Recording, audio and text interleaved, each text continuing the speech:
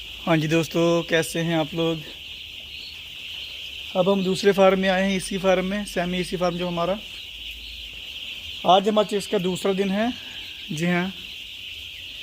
और कल से हमने शुरू किया था एंटीबायोटिक। जी, एंड्रोफ्लोक्सिन जो हमारी है, और उसको देना शुरू किया हमने। आधा ml 1 लीटर के हिसाब से दिया हमने, क्योंकि वो एंड्रोफ्लोक्सिन जो है ना, वो तेज़ है थोड़ी, इसलिए हमने आधा ml 1 लीटर के हिसाब से दिया। वो लगातार 3 दिन चलेगी, ज़्यादा से 4 दिन, 3-4 दिन चलाएंगे हम, इससे ज़्यादा नहीं चलाएंगे एंटीबायोटिक। और बस शुरुआत में 2-3-4 दिन चलाते हैं एंटीबायोटिक, उसके बाद हम एंटीबायोटिक बिल्कुल नहीं चलाएंगे। जी। और बाकी सुबह के पानी में हम दे रहे हैं मल्टीविटामिन, और रात के पानी में हम दे रहे हैं एंड्रोफ्लोक्सिन। जी, मल्टीविटामिन हम दे रहे हैं 10 ml 100 बर्ड के हिसाब से। जी।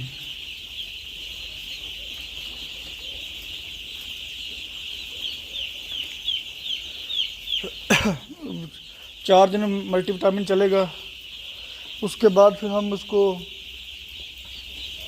कैल्शियम देना शुरू कर देंगे। 7वें 8वें दिन जो कैल्शियम होता है उसको देना शुरू कर देंगे। जी, तो एक टाइम में हम देंगे कैल्शियम, और सुबह के पानी में, जो रात के पानी में कर देंगे कैल्शियम, और रात के जो सुबह के पानी में हम देखेंगे नेफ्रो केयर, जिसे नेफ्रोटेक के नाम से भी जाना जाता है। जी, तो वो हम देंगे। जी, तो उसके बाद आ गया हमारा 11वें दिन हम लीवर देना शुरू करेंगे, जब फीड चेंज होती है। और 15 दिन से लेकर 20 दिन तक हम लगातार ग्रोथ प्रमोटर देंगे। जी, हम बड़े बच्चे को ग्रोथ प्रमोटर नहीं देंगे, क्योंकि तब गर्मी ज़्यादा हो जाएगी। हम छोटे बच्चे को ही ग्रोथ प्रमोटर देंगे, जिससे कि जो एवरेज शुरुआत में आ जाएगी वो ही लगातार बढ़ती जाएगी। जी, बाकी मोडालिटी हमारी लगातार ही हो रही है, 30-32 हो रही है। आज दूसरा दिन है और लगातार हमारी मोडालिटी हो रही है।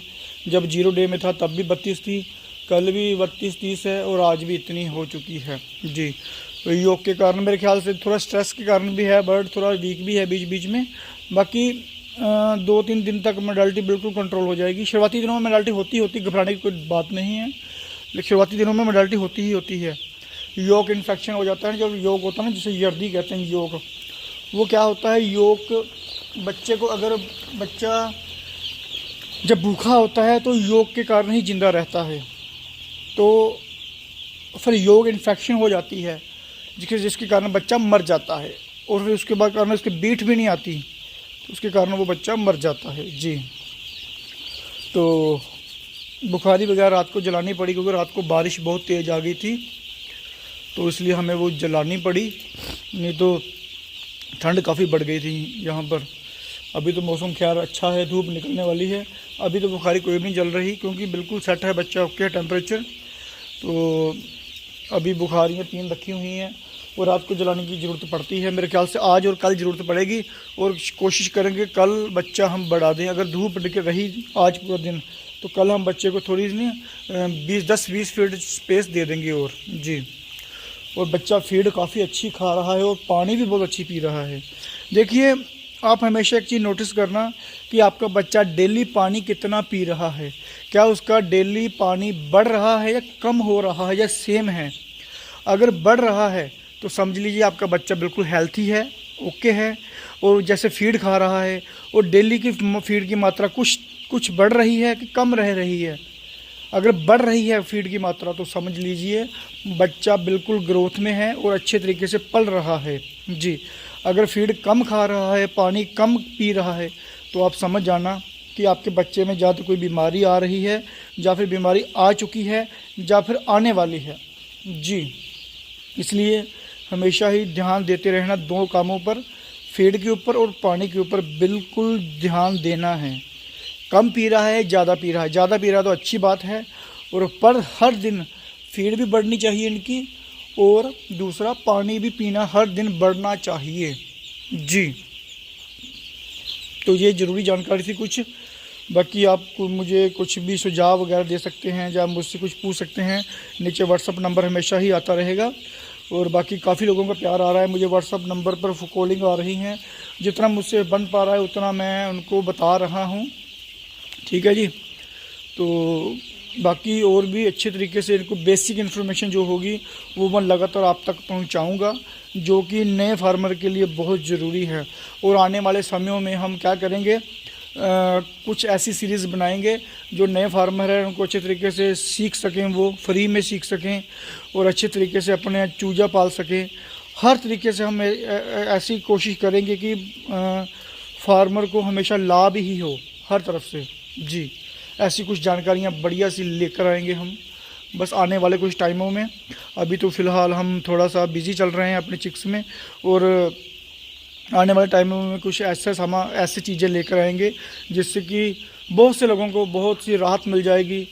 काफ़ी बीमारियों की समस्या का समाधान हो जाएगा।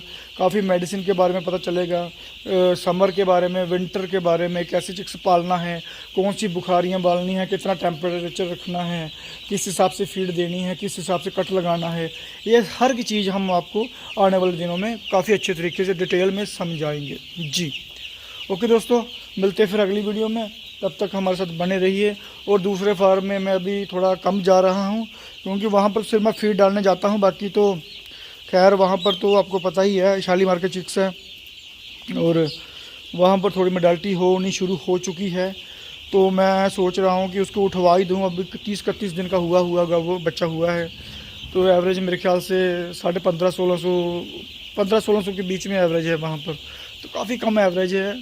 तो देखते हैं, अभी उसको उठवाते हैं तो फिर मैं देखता हूँ अभी चिक्स अपना डालना है क्या करना है, क्योंकि चिक्स बहुत महंगा हो चुका है। 50 रुपये प्लस चिक्स ही है, हम क्या डालेंगे जी। तो जो ये ब्रीड है, ये वाली आईबी की, ये बहुत महंगी हो चुकी है।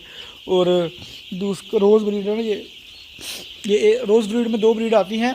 रोज़ ब्रीड में 2 क्वालिटी आती है, एक AP 95 और दूसरा 308 जी। तो वो बहुत महंगी ब्रीड है। बाकी कोप है, कोप में सबसे बढ़िया है अपना 430Y, ठीक है, 430Y, वो सबसे बढ़िया ब्रीड है, गर्मियों के लिए बेस्ट ब्रीड है। और सर्दियों के लिए ये रोज़ ब्रीड है ना, AP 95 और 308, ये सबसे बढ़िया ब्रीड है सर्दियों के लिए जी। और इसी फार्म के लिए भी ये बेस्ट ब्रीड है जी। बाकी ठीक है, सभी कंपनियाँ अच्छी हैं। तो मेन कंपनी जो है ना अपने पंजाब में जो सबसे बढ़िया चल रही हैं वो है, सबसे नंबर 1 पर आती है आईबी, उसके बाद आती है शालीमार बोल रहा हूँ, उसके बाद आती है संपूर्णा, उसके बाद आती है सुगना जी। ये 3 कंपनियां हमारी बेस्ट चल रही हैं, बेस्ट। सुगना अभी फ़िलहाल पिछले काफ़ी सालों में थोड़ा पीछे रह गई थी, लेकिन पंजाब में तो काफ़ी ज़्यादा काम ख़राब हो गया था सुगना का, बाकी जगह तो बिल्कुल ओके था। लेकिन अभी फिर से इन्होंने री एंट्री की है और अच्छे तरीके से बच्चा इनका ग्रोथ ले रहा है और काफ़ी ज़्यादा एवरेज आ रही है और अच्छे रिजल्ट आ रहे हैं। अच्छा पैसा दे रहे हैं वो, ये फार्मर को जी, सबसे बढ़िया पैसा दे रहे हैं अपने आईबी वाले। उसके बाद आ जाता है संपूर्ण वाले, उसके बाद आता है सुगना कंपनी। ये तीनों कंपनी के ऊपर आप आंखें मीट कर भरोसा कर सकते हैं।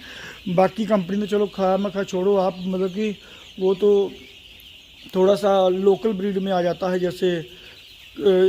जैसे मान लीजिए आप बाहर से दूध लेते हैं तो वो आपको मिलेगा 60 रुपये केजी, 70 रुपये केजी। अगर आप अपने गाँव से लेते हैं दूध तो वो आपको 30, 35, 40 रुपये मिलेगा। उस हिसाब से ये ब्रीड है। बाकी तो जो ये आईबी वगैरह जो है, आईबी है, सुगना है, या फिर लगा लीजिए आप संपूर्णा, ये अच्छी कंपनियां हैं, बेस्ट कंपनियां जिसे बोलते हैं, सबसे बढ़िया कंपनी ये तीनों मानी जाती हैं हमारे इंडिया में जी। तो आप इन तीनों में से किसी का भी चिक्स आंखें मीट कर डाल सकते हैं। और मेरी कोशिश ये रहेगी कम से कम आप आईबी का डालें। सबसे पहले आईबी है, उसके बाद आ जाता है संपूर्णा और तीसरे नंबर पर आ जाता है हमारा सुगना जी। ये तीनों में से आप कहीं भी किसी वक्त भी यकीन कर सकते हैं, चिक्स डाल सकते हैं जी। बाकी मेरी कोशिश तो यही रहेगी आपको बताने की कि चिक्स अगर डालना है तो कोशिश ये करें, अगर आपसे हो पड़ता है, बन पड़ता है, तो अपना ही चिक्स डालें, वो सबसे बढ़िया है जी। ओके दोस्तों, मिलते हैं फिर अगली वीडियो में। धन्यवाद वीडियो देखने के लिए।